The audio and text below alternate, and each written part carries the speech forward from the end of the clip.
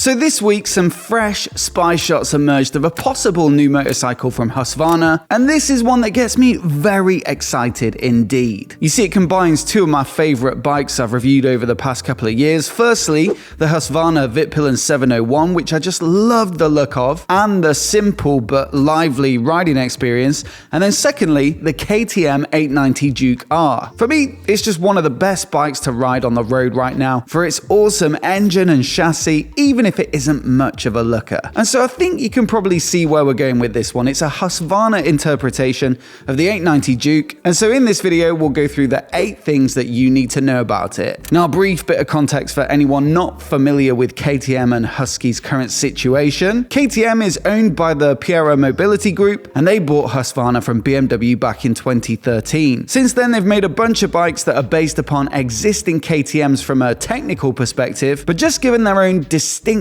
modern, more minimalistic styling. So the Vitpilen and Svartpilen 401 are both based upon KTM's single-cylinder 390 platform, with the Vitpilen having more of a sporty road bias, and the Svartpilen taking a few scrambler cues like the more upright riding position and the semi-knobbly tires. Same for the 701 versions of those two bikes as well. They're based upon the KTM 690s, and more recently they also took the KTM 890 Adventure and turned it into something much more desirable, in my opinion, with the Norden 901. So it seems to be a recipe for success, because KTM clearly know how to make incredible bikes to ride, but the blatant out and out orangeness of them and the styling might not be for everyone, and so the Huskies just offer a different option for the punter. So how do we know that these new bikes will be based upon the 890 Duke? Well, take a look at the engine and you can see that it's pretty much identical to KTM's 889cc LC8C parallel twin. The casings look pretty much the same, the routing of the exhaust headers too, but there are a couple of different versions of this engine and it's not absolutely clear which one it might be. So in the regular 890 Duke, you get 92 Nm of peak torque and about 114 horsepower, but in the upspec 890 Duke R, it's about 99 Nm of peak torque and just shy of 120 horsepower. And obviously you'd hope for the latter in this Husqvarna version, but I will say that the regular 890 Duke has more than enough grunt for some proper brisk road riding. This is one of my favorite engines on the market and one of the key reasons that I'm excited about this bike. You see, it's super versatile because it makes plenty of torque and mid-range, but also it revs up quite freely and has some proper top-end fun. It also sounds pretty nice too. It's got that 75-degree interval on the crank to mimic their 1290 V twins, and I think it'll have some of the essence of the 701s, this bike, but that engine was just a little bit limiting, both in being a single and the character that gives, but also it was about 70 horsepower peak. Like I say, I really enjoyed those bikes and it is plenty of fun even with that sort of moderate level of power, but they have been discontinued now. So this new 901 version, it's going to be, 40 or 50 more horsepower, which is going to make it a proper hoot to ride. Now, wrapped around that punchy motor, we've got what looks like the same tubular steel frame, and also another signature design feature of the KTMs with the open lattice swing arm, which again is plain for all to see. Quite clearly, we've got suspension from WP here, so you can see on the fork and the white spring on the shock is their design too, with WP being the in-house suspension brand at KTM, and specifically you can see the fork adjusters on the top there, which should suggest there'll be a fully adjustable fork like the 890 Duke R, as opposed to the fixed damping of the standard 890 Duke. And again, this is another big plus point for me. The 890s are great handling bikes and the suspension that they get is a big part of that. Now, brakes look to be Husqvarna's own brand, so not the top-notch Brembo style lemmas of the 890 Duke R, but these will be perfectly good. I mean, generally KTM's brakes are made by J-Juan, who are a huge manufacturer with a wealth of experience, and I've just got done actually reviewing the 790 Duke that has J-Juan brakes but branded with KTM. Perfectly good, plenty of power, and so they should be easily good enough here too. Tires look to be from Michelin with their Power 5, so a sporty road tire designed for both dry and wet use, and that rounds off what looks like a pretty tasty looking chassis package for the Vitpilen,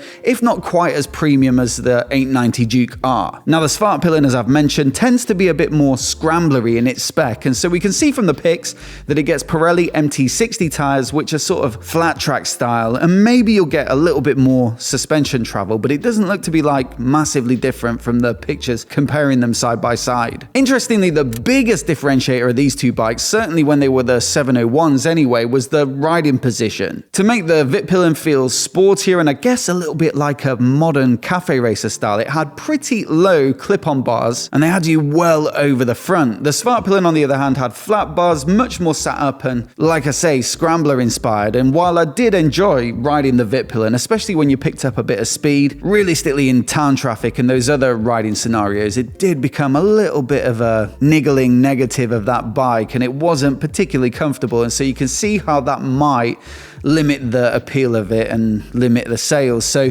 with these two 901s, they look like they'll both get flat bars. The Svartpilen is still sitting a little bit higher, but side by side again, the riding positions now do look very similar. So they now seem to be much closer in terms of spec and in terms of how they're going to feel to ride. The only other difference I can spot is the styling. You can see there's a belly pan on the Vitpilen for a bit more of a sporty look. The Svartpilen's running with a fly screen for a bit more of that scrambler aesthetic, and the radiator shrouds are a little bit different, but otherwise, you know, they're super similar and classic Husqvarna sort of style. You've got the signature round headlight with the DRL around the outside. The taillight too, that's another signature feature on these bikes. The tank shape with those flat sides is also very distinctive and super reminiscent of the 401 and 701 equivalents, as is that white tail section with a very clean and modern shape. Now with the 890 Dukes, you've got the air intakes a little bit unusually on the sides of the subframe there, and you can see the same with these Husqvarnas. And then also you've got that typical Husky exhaust shape, which is very straight and then almost looks like cut off at the end. Tech-wise, you'd expect it to inherit the full suite of electronics from the 890 Duke, so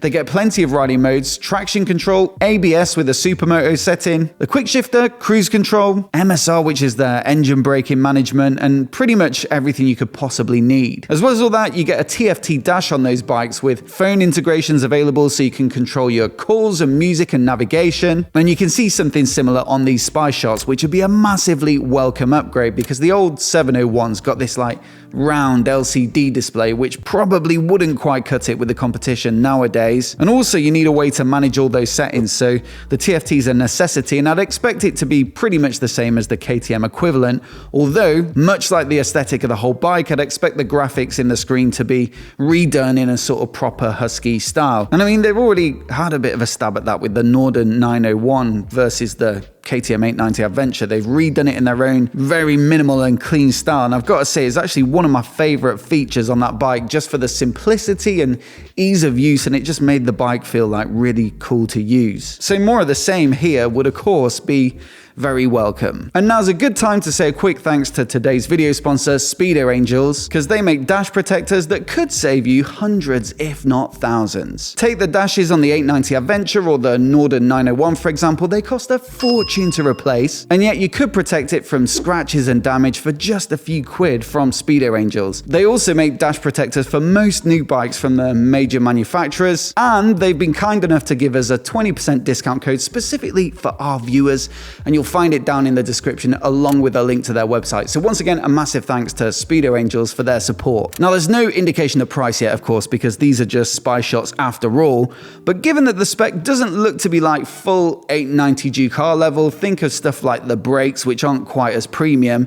I'd expect it to be closer to the 10 grand of the standard 890 Duke than the sort of 11.5 of the R model. Now around that price point is very competitive for naked bikes, so it'd be going up against stuff like the Triumph Street Triple R for about 9.5 grand, the Yamaha MT-09 at 9,800, and maybe because of that slightly unusual aesthetic and the round headlight, it could well sway some riders away from other retros like the Speed Twin, for example, at 11,795, or maybe the BMW R9T Pure at 11,750, or probably the closest actually would be the XSR 900 from Yamaha. That's 10,600. So yeah, I reckon somewhere between that 10 and 11 grand mark is going to be about right for this level of bike. As for a launch date, well, of course, this is a prototype, but it does look like it's quite far along. I mean, most of the bodywork, which is usually very bodged on early prototypes, looks to be about right, even if it's not been painted. And also, most of the hardware looks to be pretty much there as well. So